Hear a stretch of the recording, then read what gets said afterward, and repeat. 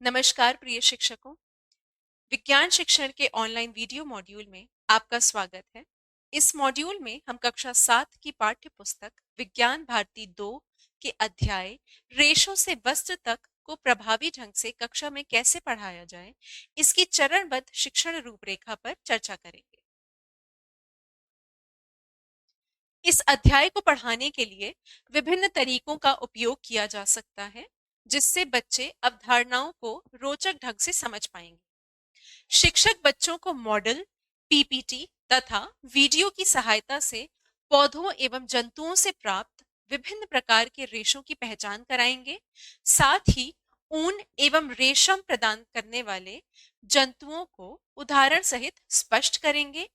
इन प्रक्रियाओं के माध्यम से बच्चे ये समझ पाएंगे कि किस प्रकार विभिन्न स्रोतों से वस्त्रों के लिए रेशे प्राप्त किए जाते हैं और उनका दैनिक जीवन में क्या महत्व है।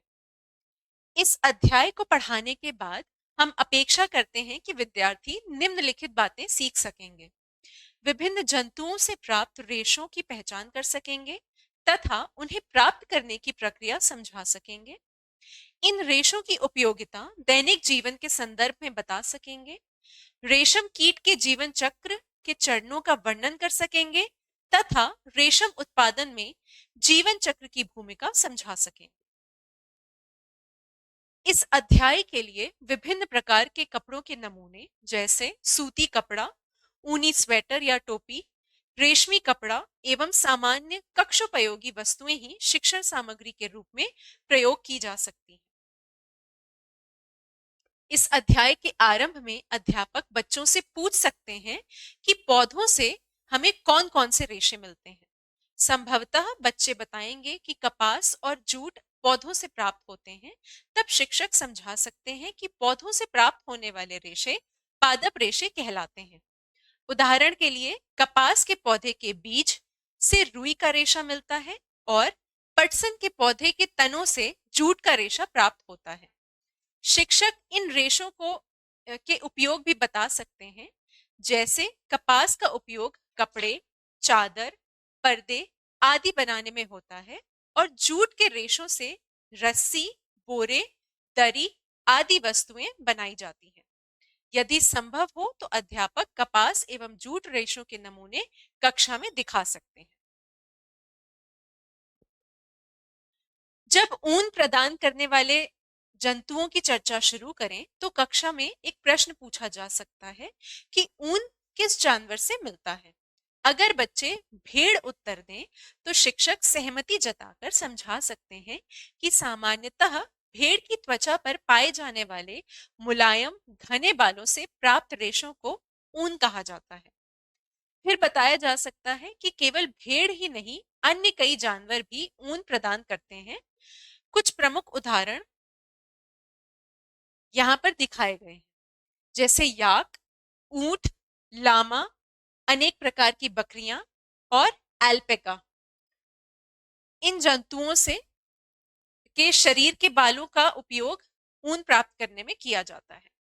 शिक्षण उदाहरण देकर चर्चा कर सकते हैं कि याक का ऊन तिब्बत और लद्दाख में प्रचलित है और ऊंट से भी ऊन मिलता है तथा भेड़ की कुछ विशेष नस्लें या बकरियां मूल्यवान ऊन देती हैं। फिर शिक्षक बता सकते हैं कि विशेष नस्ल वाली अंगोरा बकरी से अंगोरा ऊन मिलता है और कश्मीरी बकरी से प्रसिद्ध पश्मीना ऊन मिलता है, जिसे शॉल बनाने में प्रयोग किया जाता है। दक्षिण अमेरिका के ऊंचे पहाड़ी क्षेत्र में पाए जाने वाले लामा एवं एल्पेका नामक जंतुओं से भी ऊन प्राप्त किया जाता है। अब अध्यापक ऊन प्राप्त करने की प्रक्रिया पर चर्चा कर सकते हैं।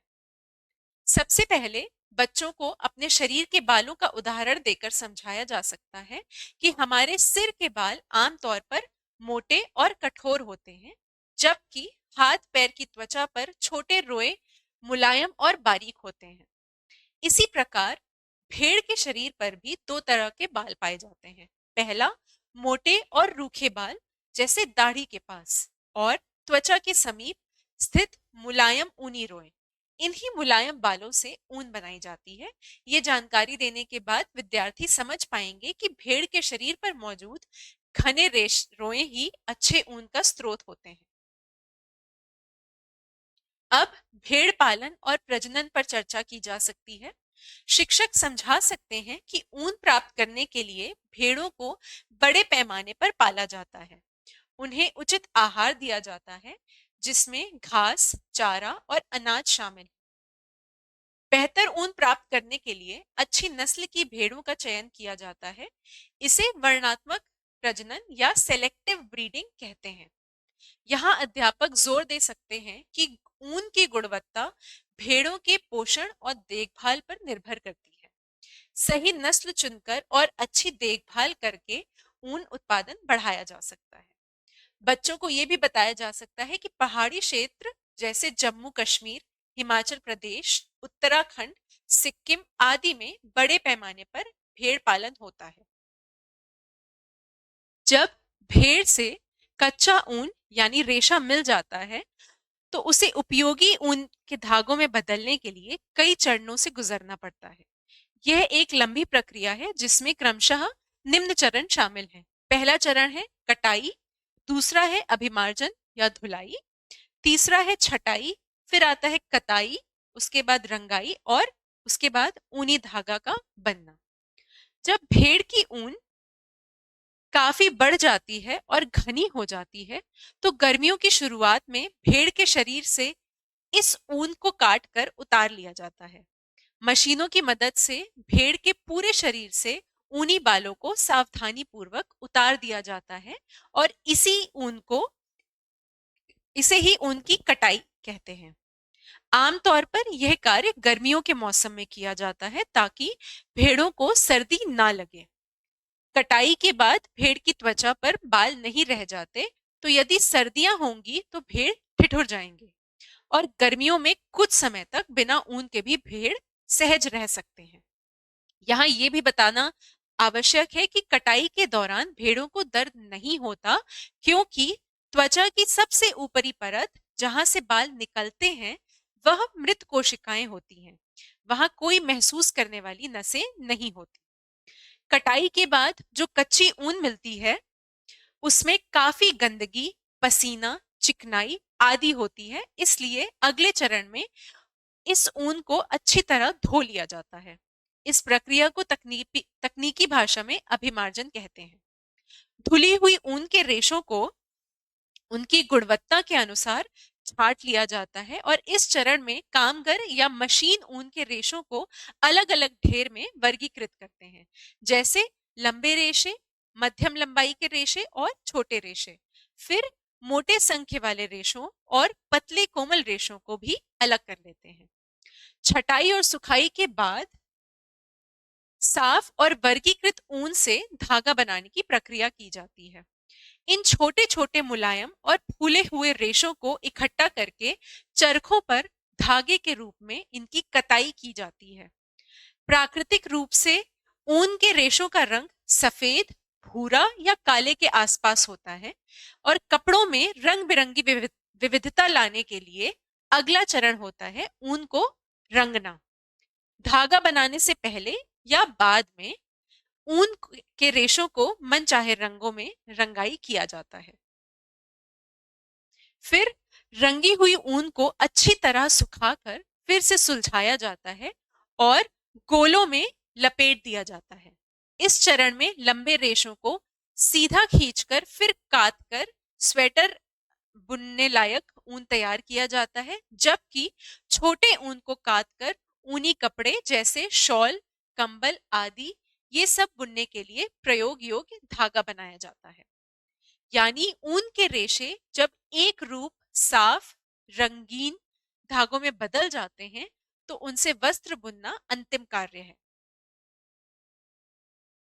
हम इस चित्र में देख सकते हैं कि ऊन बनाने की ये क्या क्या चरण है। जैसे पहला चरण है कि ऊन को उतारना या कटाई करना, फिर उसके बाद उसका अभिमार्जन करना, फिर कताई करना और उसके बाद धागा बनाना। चर्चा को आगे बढ़ाते हुए शिक्षक रेशम के बारे में बता सकते हैं कि वह एक प्राकृतिक रेशा है जो रेशम कीट के कोकून से प्राप्त होता है। यानी रेशमी धागा कीड़े का बनाया कोए से मिलता है। यहाँ इतिहास की एक रोचक जानकारी भी दी जा सकती है कि रेशम का आविष्कार प्राचीन काल में चीन में हुआ था तथा लंबे समय तक चीन इस तकनीक को गुप्त रखकर विश्व में सर्वाधिक रेशम उत्पादन करता रहा। आज भी चीन ही रेशम का सबसे बड़ा उत्पादक देश है, लेकिन भारत भी विश्व का दूसरा प्रमुख रेशम उत्पादक देश है। यह बताने से बच्चों को गर्व होगा कि रेशमी वस्त्रों के लिए भारत भी प्रसिद्ध है।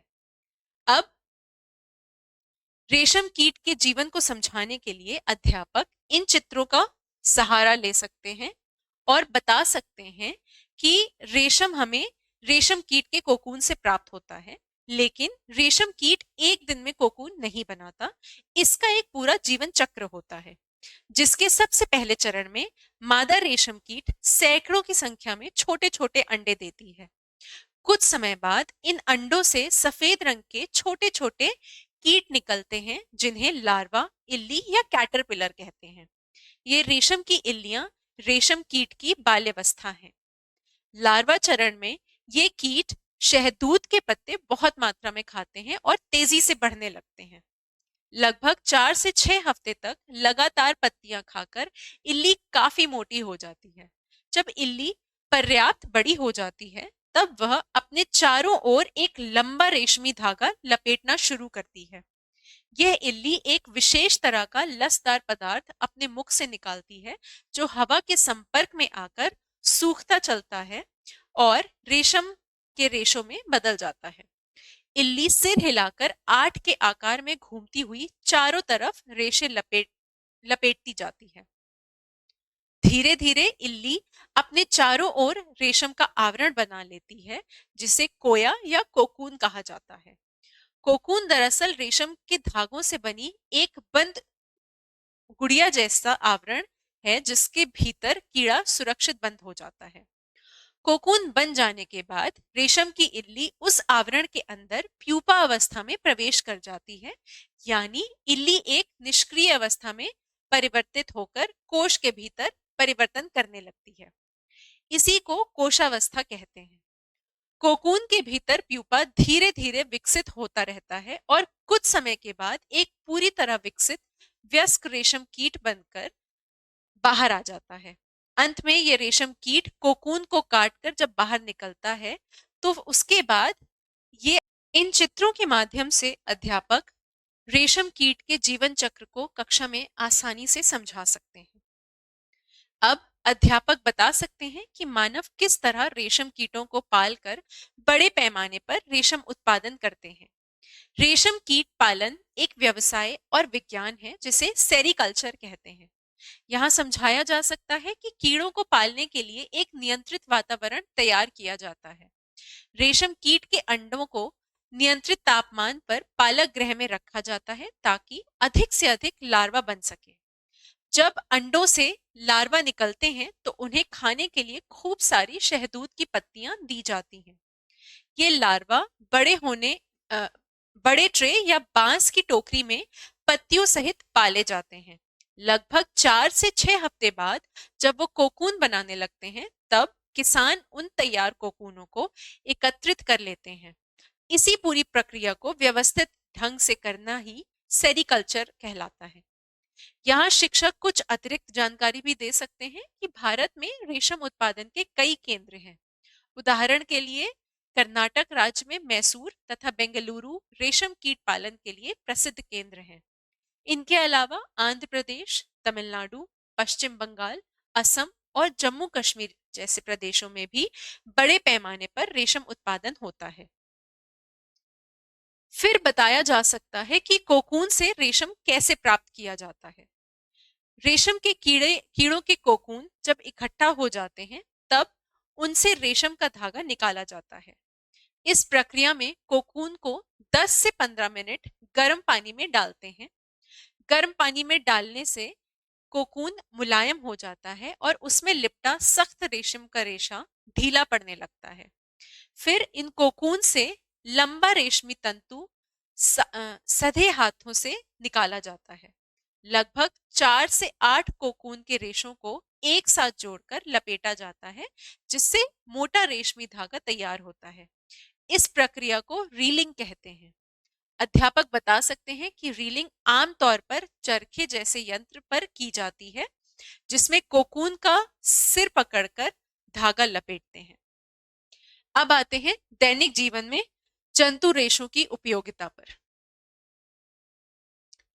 एक सरल प्रश्न बच्चों से पूछा जा सकता है कि क्या वो ऊन से बनी वस्तुओं के बारे में जानते हैं? बच्चों के उत्तर से जोड़ते हुए उन्हें बताया जा सकता है कि ऊन का मुख्य उपयोग गर्म कपड़े बनाने में होता है, जैसे जैकेट, ऊनी जुराब, दस्तानों से लेकर कालीन, गलीचों तक। कई घरेलू सामान जैसे कंबल, रजाई में लगने वाली ऊनी रुई। अब आते हैं दैनिक जीवन में जंतु रेशों की उपयोगिता पर। एक सरल प्रश्न बच्चों से पूछा जा सकता है कि वो ऊन से बनी वस्तुओं के बारे में क्या जानते हैं। बच्चों के उत्तर से जोड़ते हुए उन्हें बताया जा सकता है कि ऊन का मुख्य उपयोग गर्म कपड़े बनाने में होता है, जैसे जैकेट, ऊनी जुराब, दस्ताने इत्यादि। कई घरेलू सामान जैसे कंबल, रजाई में लगने वाली ऊनी रुई, पायदान इत्यादि भी ऊन से बनाए जाते हैं। ऊन के कपड़ों में सर्दी से इसलिए बचाते हैं क्योंकि ऊन के रेशों के बीच हवा भर जाती है और हवा ऊष्मा की कुचालक होती है, अर्थात यह शरीर की ऊष्मा को बाहर जाने से रोकती है। जब हम स्वेटर पहनते हैं तो ऊन के तंतुओं में कैद हवा हमारे शरीर की गर्मी को बाहर नहीं जाने देती और बाहरी ठंडी हवा को शरीर तक नहीं आने देती। इसलिए ऊनी कपड़े ठंड में गर्माहट देते हैं। अब रेशम की उपयोगिता को बताते हुए बच्चों को से साझा कर सकते हैं कि रेशमी वस्त्र अपनी चमकदार सुंदरता के कारण विशेष अवसरों पर पहनना पसंद किए जाते हैं, जैसे शादी विवाह, त्योहारों या अन्य खास अवसरों पर। रेशम से बने वस्त्र हल्के, मुलायम, चमकीले तथा लचीले होते हैं, लेकिन साथ ही काफी मजबूत और टिकाऊ भी होते हैं। इसी वजह से रेशमी कपड़े पहनने में आरामदायक होते हैं और शानदार भी दिखते हैं। भारत में रेशमी धागों से बनी बनारसी रेशमी साड़ियां, रेशमी घाघरा चोली और चूड़ीदार या शेरवानी जैसे परिधानों का विशेष महत्व है। सिर्फ वस्त्र ही नहीं, रेशम के धागे औद्योगिक एवं वैज्ञानिक क्षेत्र में भी काम आते हैं। इनसे पैराशूट, बुलेट प्रूफ कपड़े, ऑपरेशन में प्रयुक्त होने वाले टंके आदि भी बनाए जाते हैं। अब अध्याय से संबंधित कुछ अभ्यास प्रश्न पूछे जा सकते हैं, जिनका उद्देश्य यह जांचना है कि विद्यार्थियों ने क्या सीखा। बहुत बहुत धन्यवाद।